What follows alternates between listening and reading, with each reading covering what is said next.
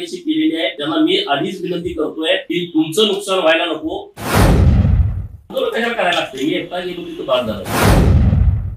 लोकांचं समर्थन आमच्या बाजूने जास्त आहे आणि याची जाणीव आता प्रस्थापित पुढाऱ्यांना झालेली आहे।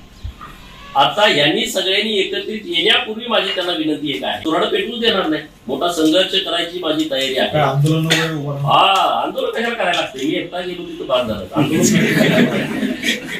परंतु या विषयावरती जत तालुक्यातल्या पुढाऱ्यांनी जे या सगळ्या आघाड्या करत आहेत त्या सगळ्या लोकांना माझा प्रश्न आहे, तुम्ही विचारा की आमची भूमिका ही आहे आणि तालुक्यातल्या लोकांना माझं आव्हान आहे की तुम्ही सगळे एकत्र या। हा जो डापलेला कारखाना आहे तो कारखाना आपल्याला परत घ्यायचा आहे, कारण याचं भाडं सुद्धा याच्यापेक्षा जास्त होतंय।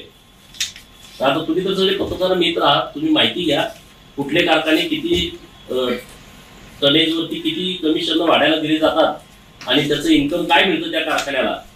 तर तशा पद्धतीनं आता एवढी वर्ष कारखाना हा नुसते 40 कोटीत गेलाय, तर तो कारखाना आम्हाला परत मिळाला पाहिजे।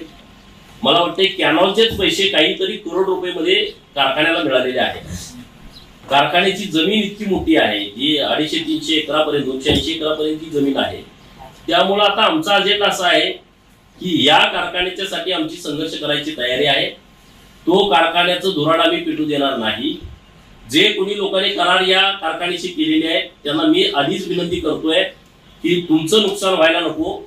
इथं संघर्ष अटळ आहे जोपर्यंत हा कारखाना जत तालुक्यातल्या मायबाप सभासदांच्या हक्काचा होत नाही, मालकीचा होत नाही, ज्यांनी शिरड विकून, करड विकून, मेंढ्या विकून, धान्य विकून, ज्वारी असेल, बाजरी असेल, मका असेल किंवा किडूक मिडूक गळ्यातलं मोडून ज्यांनी सभासद फी भरली आहे आणि ज्यांनी 5-5, 8-8, 10-10 सभासद संख्या मेंबरशिप घेतलेली आहे त्यांचा कारखाना झाला पाहिजे। आणि याच्यावरती या सगळ्या लोकांनी जे आता माझ्या विरोधात आघाडी करतायत त्या सगळ्या लोकांनी याचं उत्तर द्यावं आणि मग निवडणुकीला पुढे जावं।